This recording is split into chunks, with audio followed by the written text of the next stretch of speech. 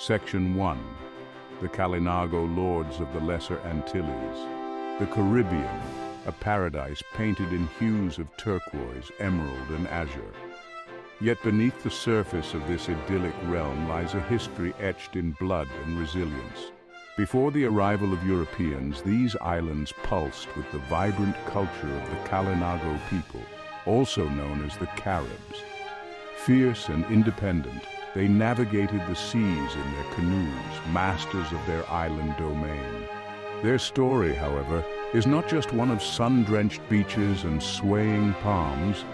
It is a narrative punctuated by the violence of colonization, a stark reminder of humanity's capacity for both great beauty and terrible cruelty. The Kalinago were not passive inhabitants of this paradise. They were skilled warriors and navigators, their lives intertwined with the rhythms of the sea. Their presence in the Caribbean represented a fascinating chapter in human migration, their ancestors having journeyed northward from the South American mainland.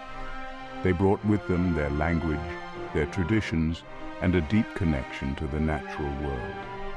Their story challenges the simplistic narrative of a pristine paradise discovered by Europeans. The Caribbean, long before Columbus, was a land already shaped by the hands and hearts of the Kalinago. Before the storm. A glimpse into the pre-Columbian Caribbean. The Caribbean Sea, dotted with islands large and small, was the Kalinago's highway. They brought with them their language, their traditions, and a deep connection to the natural world. The Kalinago were skilled navigators, using the stars, the currents, and the flight of birds to guide them across vast stretches of open water. They understood the moods of the sea, respecting its power while harnessing its bounty. Life in the pre-Columbian Caribbean was not without its challenges. Inter-island rivalries were common, and conflicts over resources and territory would erupt. The Kalinago, renowned for their warrior culture, engaged in these conflicts with courage and ferocity. However, these skirmishes were often ritualized affairs, governed by codes of conduct that aimed to limit bloodshed. Their purpose was not necessarily annihilation, but rather a display of strength, a means of maintaining balance and order within the Kalinago world. The arrival of Europeans shattered the delicate equilibrium of the Caribbean, the arrival seeds of conflict sown. The Spanish, with their promises of riches and their doctrines of religious conversion, initially encountered little overt resistance. The Kalinago, unfamiliar with the true nature of these newcomers, welcomed them with a mixture of curiosity and caution. They offered food, shelter, and guidance, unaware that their hospitality would be repaid with treachery. The Europeans, however, saw this generosity as weakness, their greed fueled by the perception of the Kalinago as easy targets for exploitation. The insatiable appetite for gold that drove the Spanish conquistadors across the Americas soon turned their attention towards the Kalinago. Rumors of gold deposits within the island spread like wildfire, fueling a frenzy of greed among the colonists. The Kalinago, who placed little value on this shiny metal, were bewildered by the Europeans' obsession. They watched in dismay as their lands were ravaged, their sacred sites desecrated in the relentless pursuit of wealth. The clash of cultures, with its divergent values and aspirations, was inevitable. The Kalinago, deeply connected to their ancestral lands and their traditional way of life, found themselves resisting the encroaching tide of European expansion. They refused to be subjugated, to relinquish their freedom and their cultural identity. The Spanish, however, saw this resistance as an affront to their authority, their response swift and merciless. The Spanish, driven by a potent cocktail of greed and religious zeal, sought to enslave the Kalinago, forcing them to labor in the gold mines and on the plantations that were rapidly transforming the Caribbean landscape. The Kalinago, accustomed to their independence and their deep connection to the land, resisted fiercely. They fought back with courage and determination, defending their homes, their families, and their way of life against the invaders. The struggle for Dominica. Resistance and resilience. The island of Dominica, with its rugged terrain and dense forests, became a stronghold of Kalinago resistance. The island's interior, a labyrinth of valleys and rivers, provided natural defenses against the Spanish invaders. The Kalinago, skilled hunters and warriors intimately familiar with their island home, used the terrain to their advantage, launching surprise attacks on Spanish patrols and settlements. Image of the Kalinago people on the western coast of the island of Dominica, depicting their traditional lifestyle and the island's natural beauty. The Kalinago, despite being outmatched in terms of weaponry, refused to yield. They fought with the tenacity and ferocity of a people defending their very existence.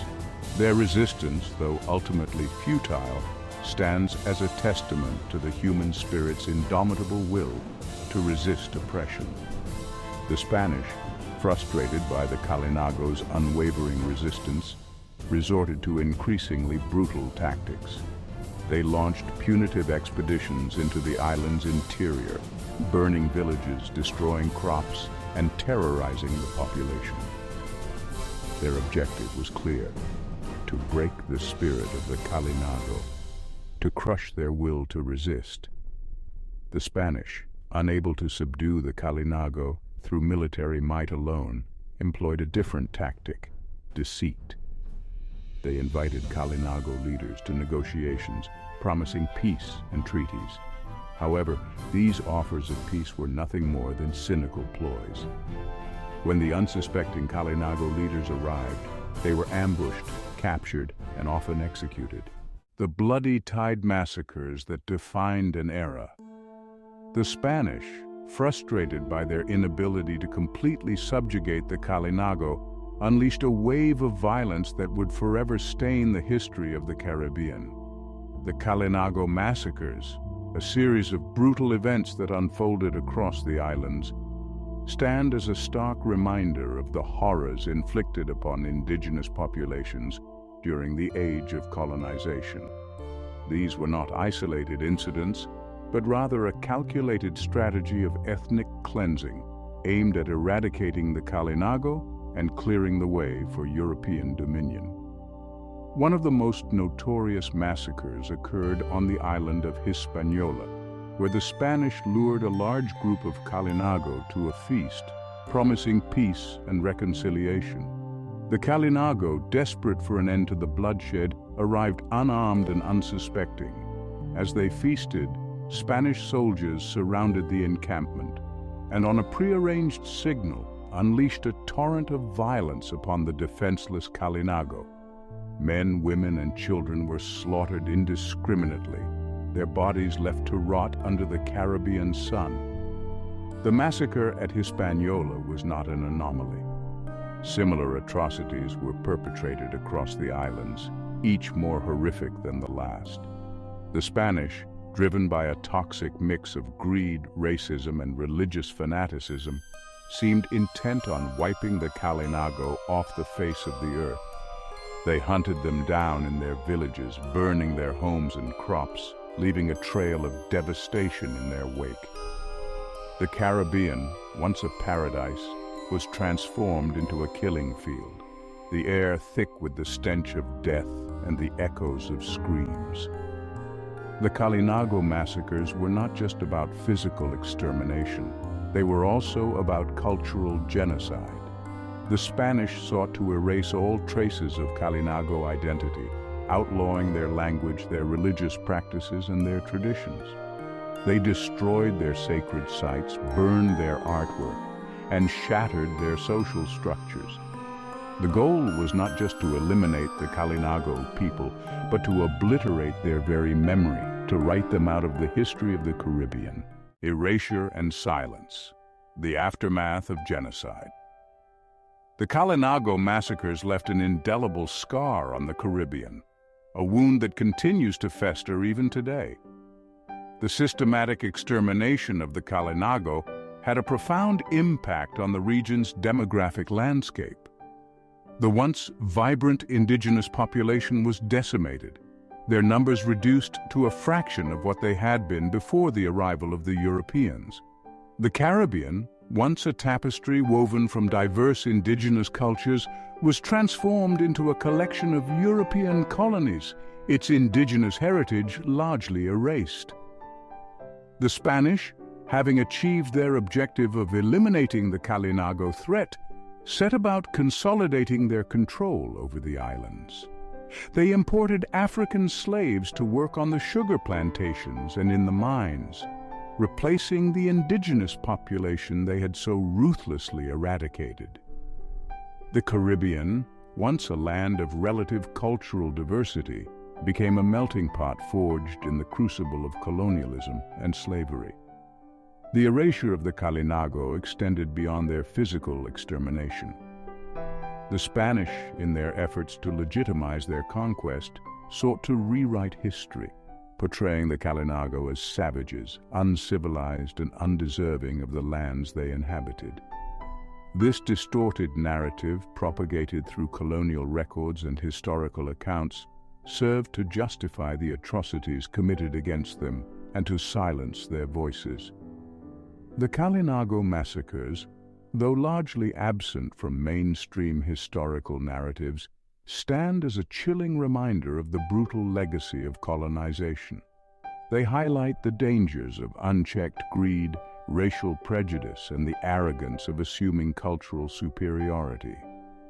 The systematic attempt to eradicate an entire people based solely on their ethnicity serves as a stark warning from history, a reminder of the fragility of peace and the ever-present potential for human cruelty. Whispers of the past, the Kalinago today. Despite the horrors they endured, the Kalinago people were not entirely extinguished. On the island of Dominica, pockets of resistance persisted. Hidden deep within the island's rugged interior, small groups of Kalinago managed to evade the Spanish invaders. They clung to their traditions, their language, and their identity, their spirit unbroken despite the odds stacked against them. These survivors, the descendants of those who had fought so valiantly, became the keepers of the Kalinago flame, ensuring that their culture, though battered and bruised, would endure. Today, the Kalinago people are still present in the Caribbean, their resilience a testament to the strength of their ancestors. In Dominica, they have a recognized territory, a testament to their hard-fought battle for recognition and survival. They are working to revitalize their language, preserve their traditions, and educate the world about their history. Their story is not just one of tragedy, but also one of remarkable resilience, a testament to the enduring power of the human spirit in the face of adversity. The fight for recognition and justice for the Kalinago continues. Historians and activists are working tirelessly to uncover the truth about the massacres, to challenge the colonial narratives that have for too long silenced their voices. They are demanding that these atrocities be acknowledged, that the Kalinago people be given their rightful place in the historical narrative of the Caribbean. The story of the Kalinago is not just a regional one. It is a global narrative, echoing the experiences of countless indigenous populations who have faced the brutal realities of colonization. Their story is a reminder that the pursuit of progress and prosperity must never come at the expense of human dignity and respect for cultural diversity. It is a call for empathy, understanding, and a commitment to ensure that such atrocities are never repeated. Echoes of Dominica, Lessons for Humanity. The echoes of the Kalinago massacres reverberate far beyond the shores of the Caribbean. They serve as a stark reminder of the human capacity for both great compassion and unimaginable cruelty. The systematic extermination of an entire people based solely on their ethnicity stands as a chilling testament to the dangers of unchecked greed, racial prejudice, and the arrogance of assuming cultural superiority. The story of the Kalinago is not just a tale of historical injustice. It is a potent reminder of the importance of understanding and respecting cultural diversity. In a world increasingly interconnected, where globalization threatens to homogenize cultures, it is more crucial than ever to recognize the value of diversity, to celebrate the richness and complexity of human experience in all its forms. The Kalinago, though their numbers were decimated, never surrendered their identity. Their story is a testament to the enduring power of culture, the unbreakable thread that connects generations past, present, and future. Their fight for survival, for recognition, for the right to exist on their own terms is an inspiration to marginalized communities around the world. As we look back on the horrors of the past, let us do so with a commitment to learning from the mistakes of history. Let the story of the Kalinago serve as a catalyst for greater understanding, empathy, and a world where diversity is not just tolerated, but celebrated. Let us honor their memory by striving to create a future where such atrocities are consigned to the history books, where every culture, no matter how small, has the right to flourish and share its unique gifts with the world.